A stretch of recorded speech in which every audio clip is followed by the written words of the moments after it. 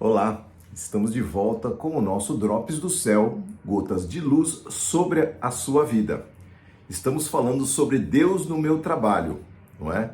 E nessas duas últimas semanas, falamos que para que a gente possa começar essa jornada, nós precisamos crer em Deus, porque é necessário que aquele que se aproxima de Deus creia que Ele existe e que é bom para aqueles que o buscam.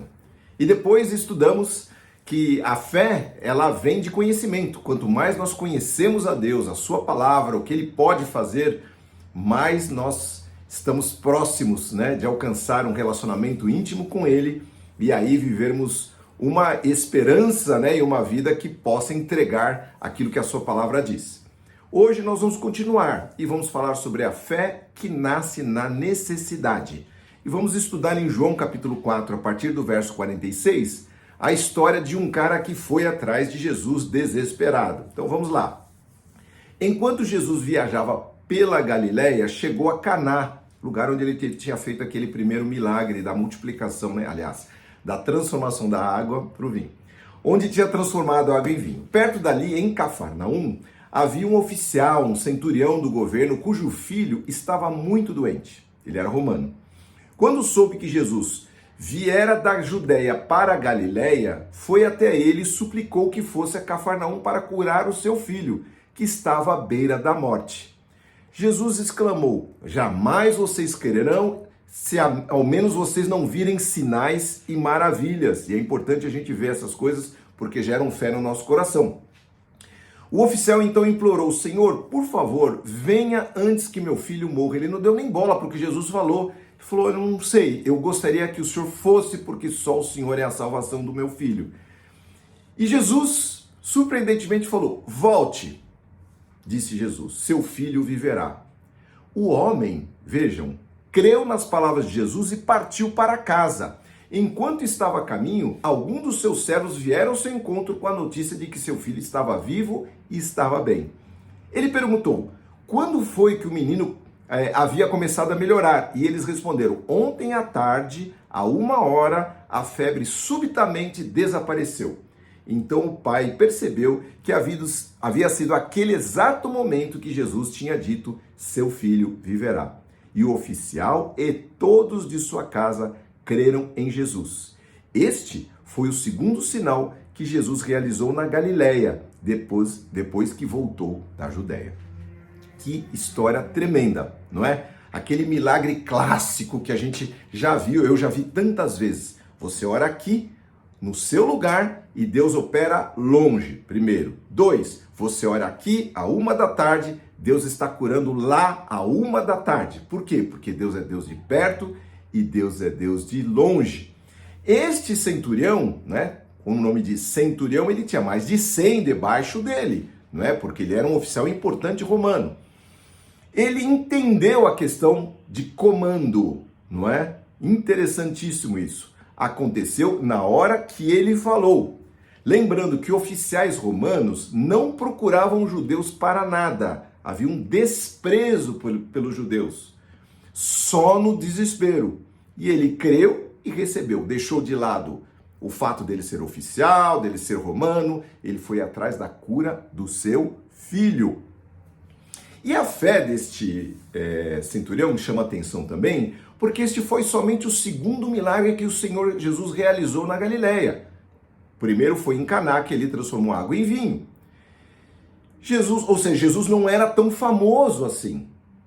Então, como ele soube do poder de Deus e do amor de Deus, do amor de Jesus?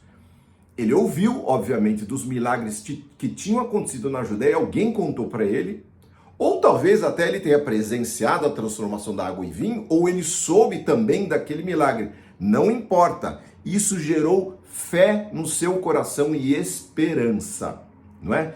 Por isso, queridos, passamos tribulação.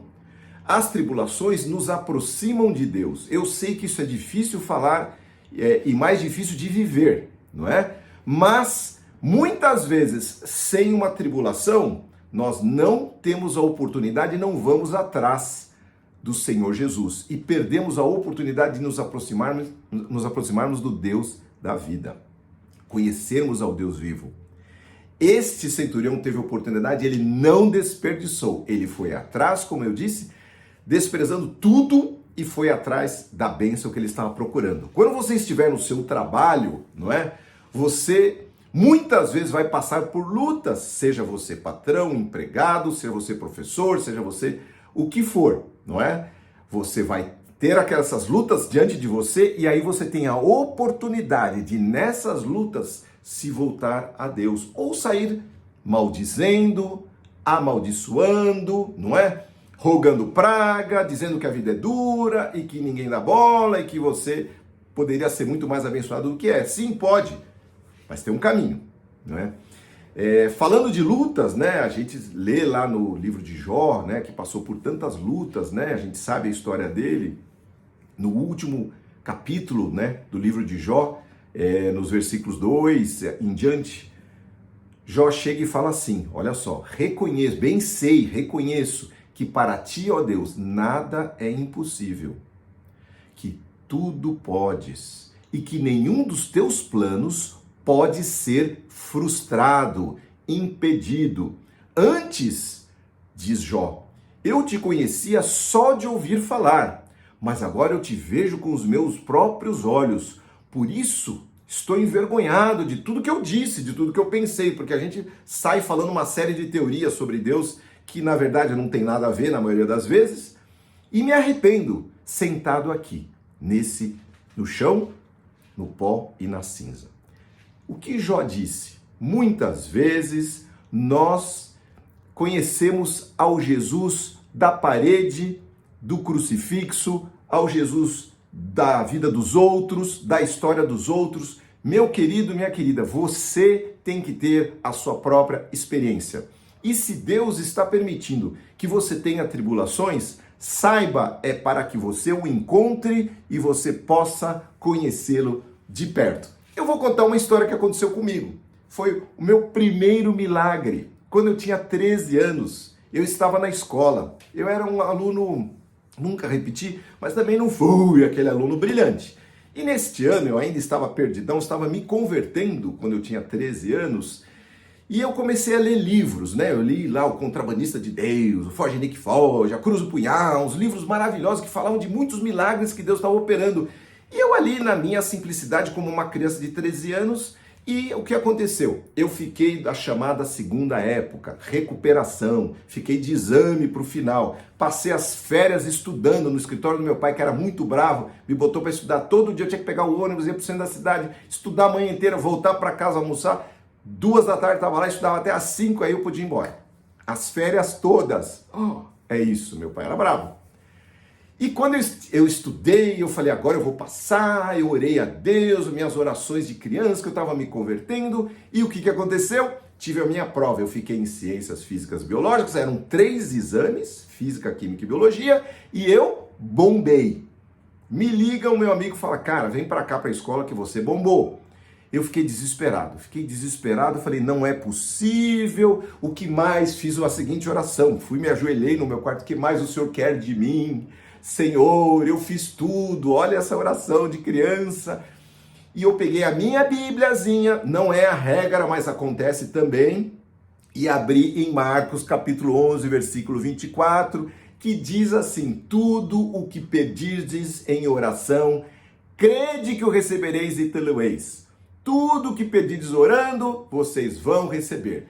Aquela palavra entrou no meu coração de um jeito tremendo. Na hora eu parei de chorar, eu fechei a Bíblia e falei, quer saber? Eu passei, Deus pôs a mão, não é possível, eu vou para lá. Fui, me arrumei, peguei um ônibus e fui lá para a escola que eu estudava, escola estadual. Cheguei lá, fui falar com os professores. Estava tendo o que eles chamam de conselho de classe, isso são os antigos, né? Falei com a professora de biologia, ela falou, não, de jeito nenhum, tá aqui a prova, me mostrou nada. Eu precisava de 7 e eu estava com 6, então eu precisava tirar uma notona em alguma dessas matérias. Fui para outra professora de biologia, a mesma coisa. Não. Fui para o professor de física. Ele falou, rapaz, é difícil errar numa correção de prova. Falei, professor, o senhor errou. Ah, é? Vamos lá. Aí ele pegou a prova, foi passando, eram poucas questões, e tinha uma que ele não tinha corrigido, e valia muito aquela questãozinha. Aí ele deu um certo. Quando ele deu certo, a minha média foi para 7. E ali eu conheci pela primeira vez o poder de Deus. E eu fiquei no vidro, eu me lembro, no vidro da secretaria, até a mulher arrancar a minha notinha, que estava lá, tem uns vários alunos com as notinhas, né? E a minha estava em vermelho. Ela passou lá a borracha, porque naquele tipo não tinha nem branquinho, ela passou a borracha e colocou 7. E eu me lembro que eu saí correndo pelo pátio, gritando, Deus existe, Deus existe, Deus existe. Foi minha primeira experiência. Na necessidade eu encontrei a fé, não é? A fé ligada ao Senhor Jesus, que é bondoso, não é? E que nos atende a oração da criança. Então, queridos, o que eu quero dizer? Que o Senhor está prontinho, com os braços abertos para que você o encontre, seja como o centurião, né? Que viveu aquele momento terrível da enfermidade do seu filho, seja eu com uma necessidade muito menor, né? Uma coisa pequena, mas para mim, como criança, era muito grande. Eu nem pensava em repetir de ano. Meu pai era muito bravo e ia sobrar para mim. Sabe, queridos, tem mais coisa e eu quero só mencionar rapidamente. Tanto o mal no reino de Deus, tanto o mal quanto o reino de Deus, eles são comparados a fermentos. Quando a gente vive no mal, a gente espalha o mal, a gente multiplica trevas. Quando a gente vive na luz, a gente espalha a luz, não é? Porque nós estamos conectados à nossa geração, às pessoas que estão ao nosso redor, Deus sabe disso. Então, no reino de Deus, a experiência com Cristo, ela é individual, ela é pessoal, o novo nascimento é pessoal, nós temos que nascer de novo. Mas a bênção de Deus é geracional.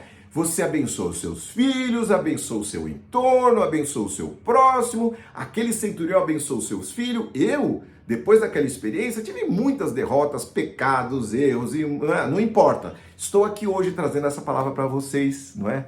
51 anos depois, né? E eu sei que muita gente é abençoada pela minha vida, não pelo que eu sou, não é? Ou pelo que eu tenho, mas pelo que Deus é na minha vida, como um canal de bênção para as pessoas do meu entorno, os meus filhos, não é? O próximo que se encontrou comigo ao longo dessa jornada da vida, né? E nos tornamos veículos de bênção. É isso que o Senhor está propondo para você, não só você viver bem, e o bem aí, entre aspas, que é viver bem e viver com Cristo. Não é? Com lutas ou não, vivemos com Cristo e isso é muito bom.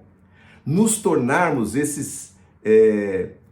levarmos para onde formos a bendita fragrância. A Bíblia fala no bom perfume de Cristo. Aonde a gente for, com quem a gente tiver contato, nosso trabalho é abençoado, nós abençoamos o nosso patrão, nosso funcionário, nossos pares, os que estão ao nosso redor, não é? Então ninguém despreze, meu querido, não despreze a tribulação, a correção que você esteja vivendo, pois estas situações nos atraem para perto de Deus. Você está sob fogo cruzado? Você está em meio a lutas? Faça como o centurião, deixe de lado as suas convicções e encontre a fé em Cristo que vai curar o seu filho, vai te livrar na sua luta, vai te conduzir pelo bom caminho. Ou faça como eu, uma criança. A Bíblia falou, se a gente não se fizer como criança, né, o Senhor Jesus fala, nós jamais entraremos no reino de Deus. Então, creia na sua palavra, entregue hoje a sua vida a Ele e permita que Ele faça o seu milagre na sua vida. Vamos orar.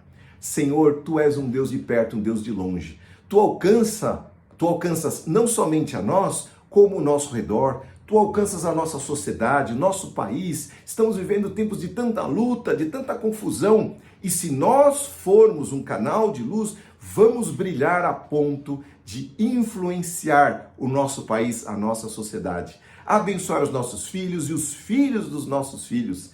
Que sejamos assim, alcançados por Ti. Mas para isso, temos que abrir o nosso coração para Ti, para a Tua palavra, para sermos, Senhor, alcançados, fazermos parte do Teu plano eterno e possamos então viver assim. No nosso trabalho, Senhor, abençoa os que trabalham, os que estão vivendo lutas. Eu mesmo estou vivendo lutas no meu trabalho, tem tanta coisa que eu peço a Ti todos os dias e o Senhor tem ouvido a minha oração e tem sido presente. Muito obrigado. Abençoa cada um, abençoa suas famílias, abençoa a sua semana, em nome de Jesus.